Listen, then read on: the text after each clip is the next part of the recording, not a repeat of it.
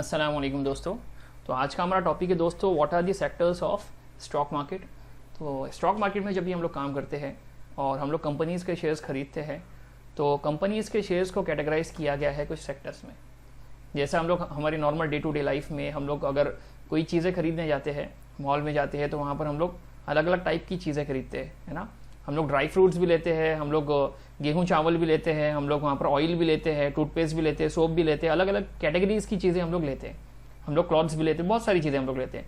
तो वहाँ पर स्टॉक मार्केट में भी अगर किसी इंसान को कंपनीज़ के शेयर्स अगर लेने हैं तो उसको अलग अलग सेक्टर्स में कैटेगराइज कर दिया गया है। ओके, जैसे आप लोग यहाँ पर देख रहे होंगे, यहाँ पर है energy sector, then materials, industrials, health care, है ना, IT सेक्टर। तो अलग अलग टाइप के सेक्टर्स आप लोग को देखने मिलेंगे और हर सेक्टर में अलग अलग कंपनीज होती है, तो वो हिसाब से हम लोग काम करते हैं। कभी ऐसा होता है कि कोई साल का कोई एक ऐसा मौका है जहाँ पर एक सेक्टर ज़्यादा अच्छा चलता है, तो लोग वो हिसाब से भी इसमें प्लान कर सकते हैं। ओके, तो क्या होती है ये सेक्टर, ये चीज़ें हम लोग अभी देखेंगे। तो जैसा मैंने कल आपको एक चीज़ बताया था कि निफ्टी 50 जो बना है हमारा नेशनल स्टॉक एक्सचेंज NSE का जो हमारा एक इंडेक्स बना है निफ्टी 50, तो निफ्टी 50 में कौन सी 50 कंपनीज आती है? जो इंडिया की टॉप मोस्ट 50 कंपनीज है वो इसमें आती है। हालांकि निफ्टी में अगर हमारा NSE की बात मैं कर रहा हूँ तो इसमें 2000 से ऊपर की कंपनीज होंगी बट टॉप 50 कंपनीज को निफ्टी 50 में डाल के एक इंडेक्स बना दिया गया है। ओके, तो ये जो कंपनीज होती है वो ये सेक्टर्स के हिसाब से होती है। जैसे मैंने बोला था आपको कि ऑटोमोबाइल सेक्टर की कुछ कंपनीज होंगी, कुछ केमिकल सेक्टर की, कुछ कंस्ट्रक्शन की, कुछ एनर्जी की, है ना, FMCG, फार्मा, IT, ये सारी सेक्टर्स होते हैं। तो मोटा मोटा अगर हम लोग बोले तो 17 सेक्टर्स हम लोग को यहाँ पर देखने मिल रहे हैं जिनमें कैटेगराइज किया गया है ये सारी कंपनीज को। जो 7-8 हज़ार कंपनीज लिस्टेड है स्टॉक मार्केट में, तो वो ये सेक्टर्स से बिलोंग करती है। ओके, तो हर सेक्टर में भी एक ऐसा इंडेक्स बना है जिसको हम लोग बोलते हैं इंडाइसेस, और वो इंडाइसेस के अंदर टॉप मोस्ट वो सेक्टर की कंपनीज आती है। जैसे फॉर एग्जाम्पल मैं अगर बात कर रहा हूँ निफ्टी ऑटो की, तो निफ्टी ऑटोमोबाइल में ऑटोमोबाइल सेक्टर की टॉप मोस्ट कंपनीज आएंगी, सारी कंपनीज नहीं आएंगे। निफ्टी IT में क्या होगा, जो IT सेक्टर में जो टॉप 5 या 10 कंपनीज होंगी वो ये सेक्टर इंडेक्स में होंगी, ये इंडाइसेस में होगी। ओके, तो निफ्टी फार्मा में टॉप मोस्ट फार्मा कंपनीज होंगी। तो इस तरीके से ये सेक्टर्स और उनके इंडाइसेस काम करते हैं। ओके, आ रही बात समझ में? तो इसको अगर हम लोग और अच्छे से देखें कि इनका वेटेज कितना है निफ्टी के अंदर, ये सारे ही सेक्टर्स जो हम लोग को देखने मिल रहे हैं इनका वेटेज निफ्टी के अंदर कितना है, निफ्टी 50 के अंदर। तो एक चीज़ हम लोग को यहाँ पर समझ में आ रही है डायग्राम से कि ये वाला जो है फिनेंशियल सर्विसेज, ये 33% है निफ्टी में। तो निफ्टी में सबसे ज़्यादा किसको वेटेज दिया गया है भाई? निफ्टी 50 को। निफ्टी 50 में फिनेंशियल सर्विसेज को, बैंकिंग सेक्टर्स की जो कंपनीज होती है, HDFC बैंक हो गया, ICICI हो गया, SBI हो गया, तो ये सारे इसमें आएंगे। देन उसके बाद में IT दिख रहा है, IT को कितना वेटेज है भाई? 15%। देन ऑयल एंड गैस को कितना है? 15% के करीब। देन फार्मा को कितना है? 3.37, है ना। सीमेंट सेक्टर की कंपनीज है, देन पावर सेक्टर की है, मेटल्स है, कंस्ट्रक्शन है, रियल एस्टेट है। तो ये सारे मिला के बनाते हैं निफ्टी 50 को। ओके, तो इसको हम लोग देखेंगे वेबसाइट पर, ओके, और समझेंगे पूरी चीज़ों को हम लोग अच्छे से। तो यहाँ पर मैं खोल रहा हूँ NSE इंडिया की website. Okay, this is our national stock exchange जिसको हम लोग बोलते हैं NSE।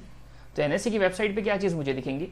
NSE की वेबसाइट पे मुझे एक चीज़ दिखेंगी जिसको मैं क्या बोलूँगा भाई, यहाँ पर है मेरे पास में इसकी वैल्यू कि NSE जो चल रहा है उसकी वैल्यू क्या है? 18,600। Okay, give me 1 minute.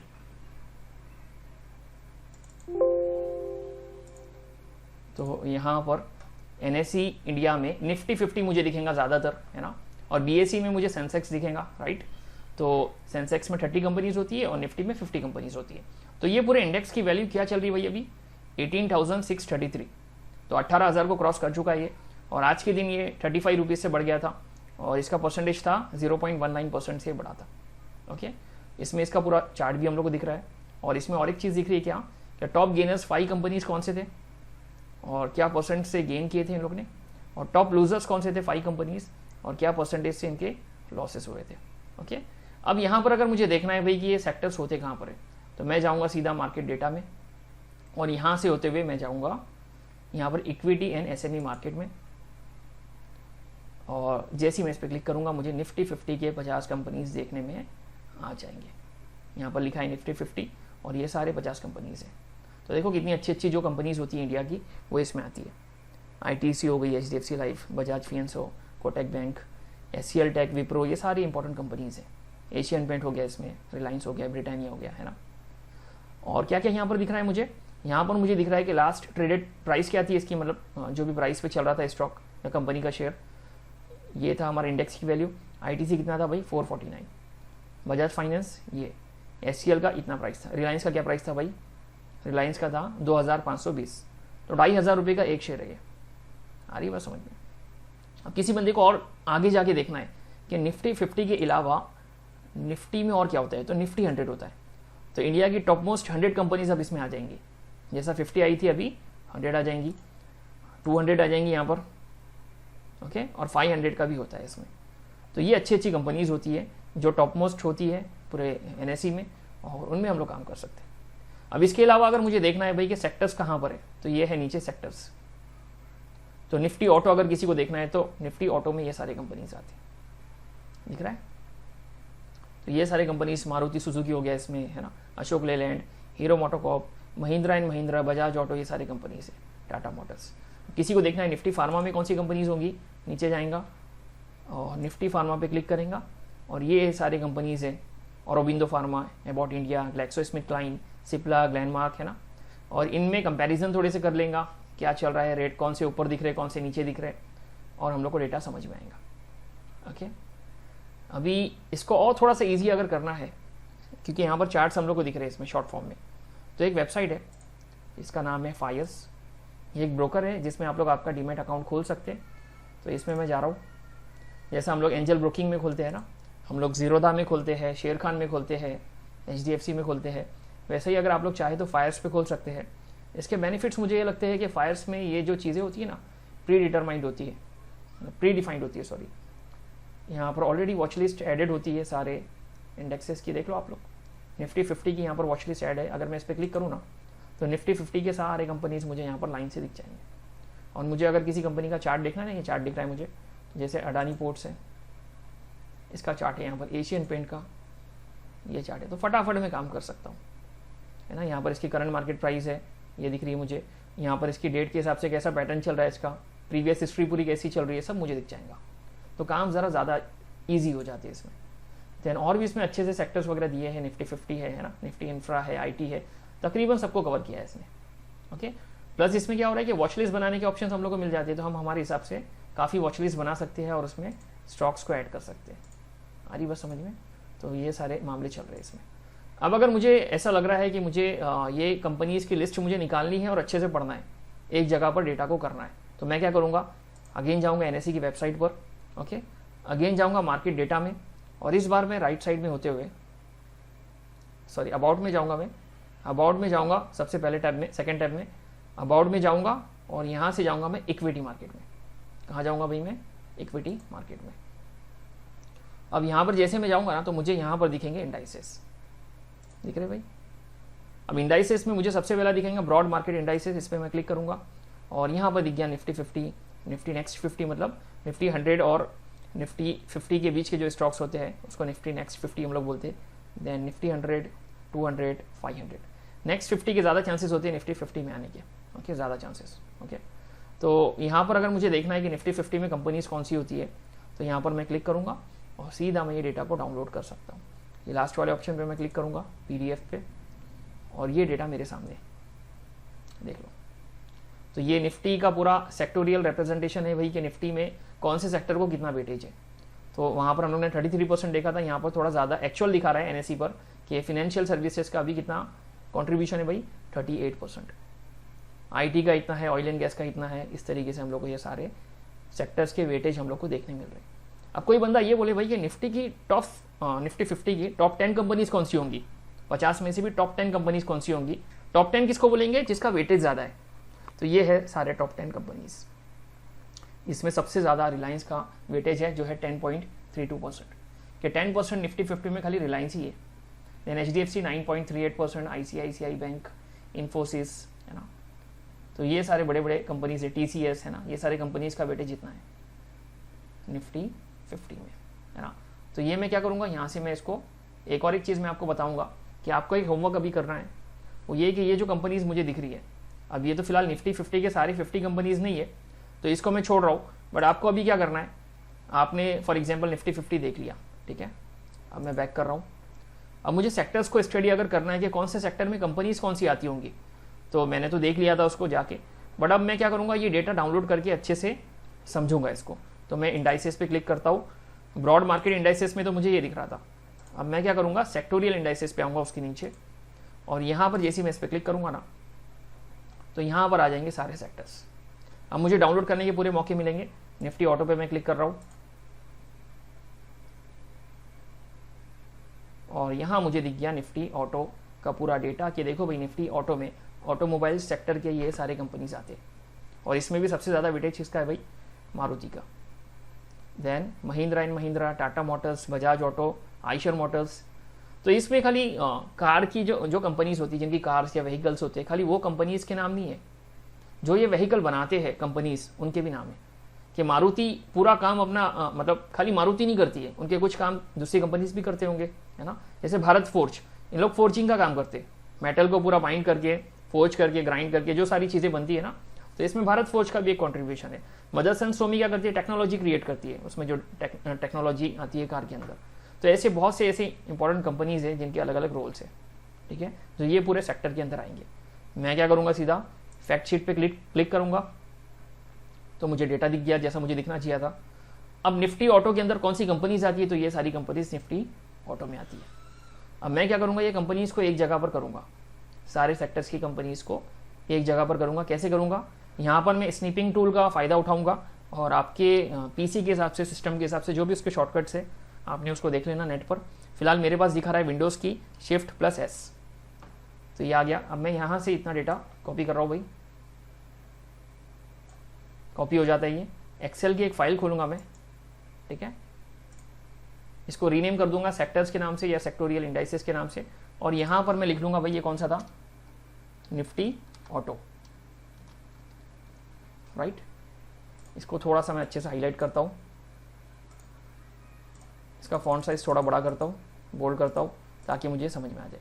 अब मैं जैसे ही यहाँ पर पेस्ट करूँगा तो ये कंपनीज यहाँ पर आ गई। अब मैं क्या करूँगा भाई, मैं इसको क्लोज करता हूँ, इसको भी क्लोज करता हूँ, और सेकंड वाले सेक्टर पे आता हूँ। ये बैंक हो गया, उसके बाद में ये सारे सेक्टर्स मुझे लाइन से दिख रहे हैं। मैं आईटी पे आ जाता हूँ, सीधा आईटी पे क्लिक कर रहा हूँ।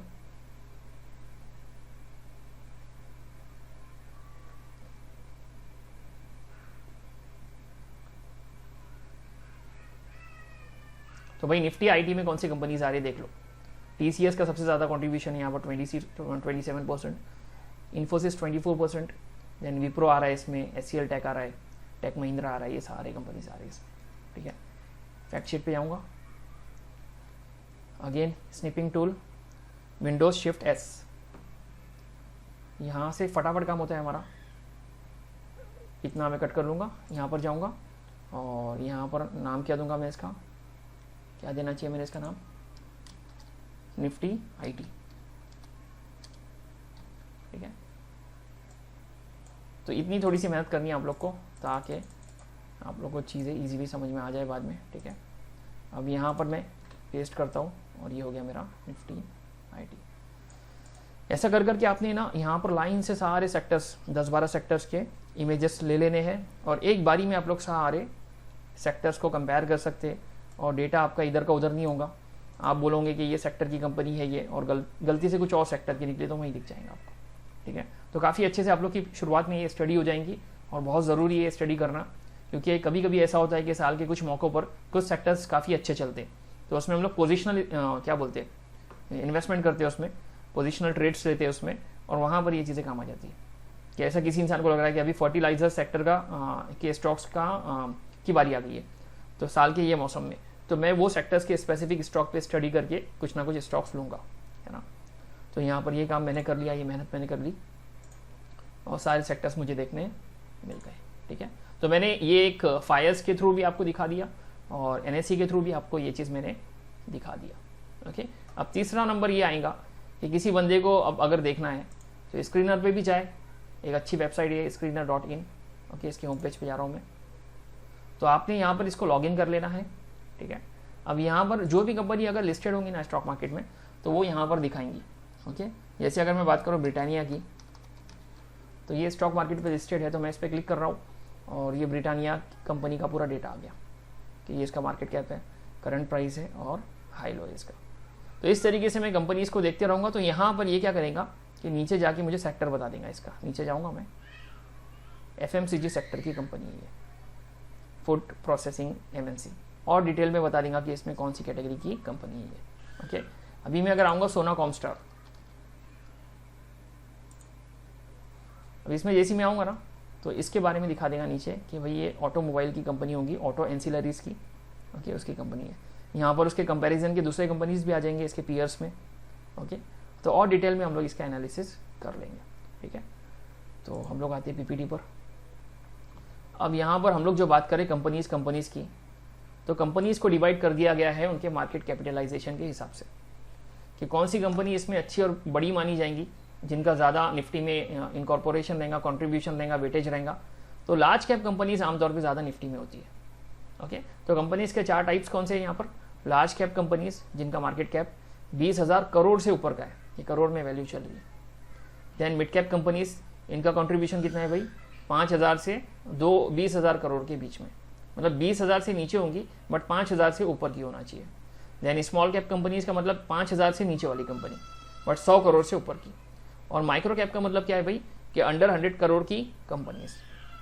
अब इसमें जो बड़ी कंपनीज होती है ना, जैसे मैं बात करूँ रिलायंस की, TCS की, इन्फोसिस की, जो बड़ी बड़ी कंपनीज है जिनका मार्केट कैप काफ़ी ज़्यादा बड़ा है, तो ये कंपनीज सेफ मानी जाती है।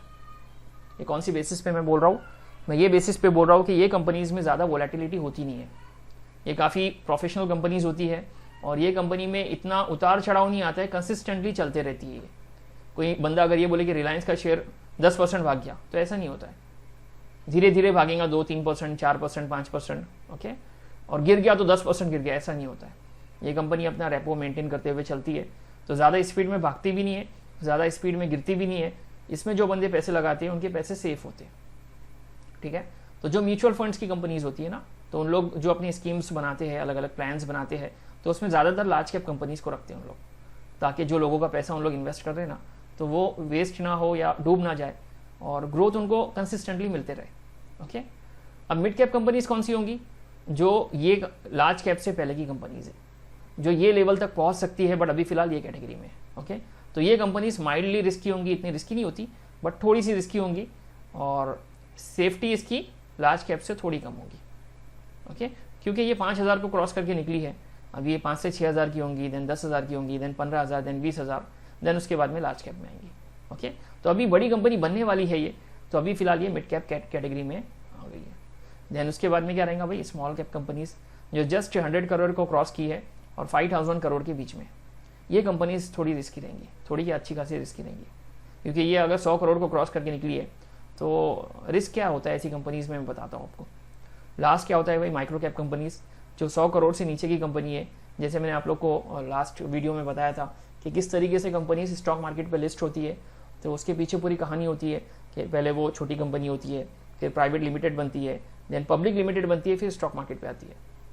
तो ये कंपनी समझो कि 10 करोड़ से शुरुआत हुई थी इस कंपनी की, तो अब धीरे धीरे करके ये 50 करोड़ देन 100 करोड़ की हो गई है। तो ऐसी जो छोटी कंपनी होती है ना, तो उसमें इन्वेस्टर्स है ना ऐसी कंपनी को खरीद सकते हैं। इंडिया में बड़े बड़े इन्वेस्टर्स अवेलेबल है, पूरे वर्ल्ड में भी अवेलेबल है।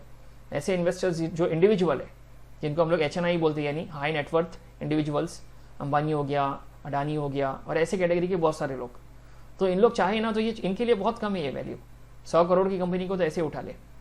तो ऐसी कंपनीज में क्या होता है कि मैनिपुलेशंस होते हैं, ऐसी कंपनी को खरीद लिया जाता है, इनके स्टॉक्स में काफ़ी टाइम तक एक्वायरिंग होती है और इसको ऊपर लेके जाया जाता है, और जब लोग इसमें एंट्री करना शुरू करते हैं ना, तो धड़ाम से गिरती है कंपनी है, क्योंकि वो लोगों का प्रॉफिट हो जाता है और मामले अलग, उनको सेलर्स मिल जाते हैं और वो फिर सेल करके निकल जाते हैं, है ना। और एक मसला क्या होता है छोटी कंपनीज में कि भाई छोटी कंपनी है, अगर आंधी तूफान आ गई है, सैलाब आ गया है, अर्थक्वेक आ गया है, ब्लास्ट हो गया है, तो ऐसे में पूरी कंपनी डूब जाती है। हालांकि जेन्युइन कंपनी होंगी बट कंपनी डूब जाती है, क्योंकि उनके पास जो पैसा रखा है ना, वो उनके खुद के लिए, उनके खुद के प्रोडक्शन के लिए, उनकी प्रॉपर सेफ्टी के लिए और वर्किंग के लिए। बट ये जब इंसिडेंट्स होते हैं ना, तो ये कंपनी पूरी डूब जाती है। और बड़ी कंपनी में ऐसा होता है भाई? नहीं। लार्ज कैप कंपनी अगर रिलायंस की मैं बात करूँ, तो रिलायंस के प्लांट्स ही पूरे इंडिया में, पैन इंडिया लेवल पे अलग अलग स्टेट्स में होंगे, अगर कहीं पर कुछ ब्लास्ट हुआ है तो दूसरी तरफ से इसको बैकअप मिल जाएगा। तो ये अपने बैकअप को लेते हुए चलती है कंपनीज, इनमें इतनी प्रॉब्लम नहीं होती। ओके, देन हम लोग बात करेंगे मिड कैप कंपनीज की। तो सेम चीज़ के ये काफ़ी ग्रोथ कर रही है, तो इसमें भी इतना रिस्क नहीं होता, स्मॉल कैप में रिस्क रहेगा। ओके, तो ये सारा डिवाइडेशन है कंपनीज का। अगर किसी इंसान को सोचना है भाई और देखना है कि भाई लार्ज कैप में कंपनीज कौन सी आती होंगी जिनका मार्केट कैप 20,000 के ऊपर का है, मिड कैप में कौन सी आती होंगी, स्मॉल कैप में कौन सी आती होंगी, माइक्रो कैप में कौन सी आती होंगी, जिससे मुझे बचना चाहिए। ओके, तो अगर किसी इंसान को भी यहाँ पर देखना है कि कौन सी कंपनीज लार्ज कैप में आती होंगी, कौन सी मिड कैप में और कौन सी स्मॉल कैप में, तो कैसे देखेगा। तो यहाँ पर स्क्रीनर में बहुत अच्छे से ये चीज़ आप लोग को दिख जाएंगी। यहाँ पर जैसे ही आप लोग स्क्रीन्स में जाएंगे ना, तो यहाँ पर प्री डिफाइंड स्क्रीन्स होती है इसकी, और आप लोग जब देखेंगे ना, ये अलग अलग स्क्रीन्स है इसकी। इवन यहाँ पर सेक्टर्स भी बहुत डिटेल में दिए हुए हैं। यहाँ पर किसी बंदे को देखना है भाई कि एग्रीकल्चरल सेक्टर में कौन सी कंपनीज आती होंगी, तो इस पर क्लिक कर दे भाई, तो ये सारे कंपनीज आ जाएंगे उसमें। ओके, किसी बंदे को अगर देखना है कि भाई फर्टिलाइजर सेक्टर में कौन सी कंपनीज आती होंगी, तो इस पर क्लिक करें, ये वाली आती होंगी इसमें। किसी बंदे को जो भी हिसाब से चल रहा है ट्रेंडिंग अभी मार्केट में, तो टेक्सटाइल्स के हिसाब से देखना है, तो इस पर क्लिक कर ले और स्पेसिफिक वो कंपनी के शेयर्स आएंगे। कभी कभी क्या होता है कि गवर्नमेंट की PLI स्कीम्स वगैरह जो आती है ना कोई एक सेक्टर के हिसाब से, तो जैसे ये स्कीम आती है उसके अगले दिन कंपनी के शेयर्स की प्राइस एकदम दुगना तिगना और 10% भाग जाते हैं शेयर्स। तो ये चीज़ें काम आती है ऐसे में। ओके, तो यहाँ पर हम लोग क्या करेंगे, यहाँ पर हम लोग खुद से स्क्रीन्स बना सकते हैं, ये चीज़ अच्छी है इसमें। तो हम लोग यहाँ पर स्क्रीन बनाएंगे और यहाँ पर हम लोग कुछ ना कुछ फार्मूला लगाएंगे ताकि हम लोग को वो कंपनीज दिखना शुरू हो जाए। तो हम लोग फार्मूला क्या लगाएंगे कि हम लोग को लार्ज कैप कंपनीज अगर लग रही है तो हम लोग लिखेंगे यहाँ पर market capitalisation is more than 20,000 crore. जैसे मैं इस पर रन करूँगा ना, तो यहाँ पर वो कंपनीज आ जाएंगी जिनका मार्केट कैप देख लो आप लोग 20,000 करोड़ से ऊपर का है। ओके, जैसे ही मैं इस पर क्लिक कर रहा हूँ तो यहाँ पर देखो रिलायंस सबसे टॉप पर है। तो रिलायंस का मार्केट कैप कितना है भाई, यहाँ पर 17 लाख करोड़ का है। ओके, TCS का कितना है, 12 लाख करोड़ का। तो कहाँ हम लोग 20,000 की बात कर रहे थे और ये तो लाखों में। ओके, अब मैं इस पर क्लिक करूँगा तो यहाँ पर ऐसी छोटी कंपनीज आ जाएंगी जो जस्ट नीचे की तरफ से 20,000 को क्रॉस करिए। एंड्योरेंस टेक्नोलॉजी हो गया और ये सारे हो गए। ओके, तो ये मुझे दिख गई सारी कौन सी कंपनीज, लार्ज कैप कंपनीज। कितने हैं भाई, ये 228 कंपनीज है पूरे स्टॉक मार्केट में। अगर किसी बंदे को अब ये देखना है कि भाई मिड कैप में कौन सी कंपनीज आती होंगी, तो फॉर्मूला क्या होना चाहिए उसका, मिड कैप में कंपनीज वो आती होंगी कि जिसका मार्केट कैप 20,000 करोड़ से नीचे का होता होगा। तो फॉर्मूला चेंज कर देता हूँ मैं, यहाँ पर मैं साइन चेंज कर रहा हूँ।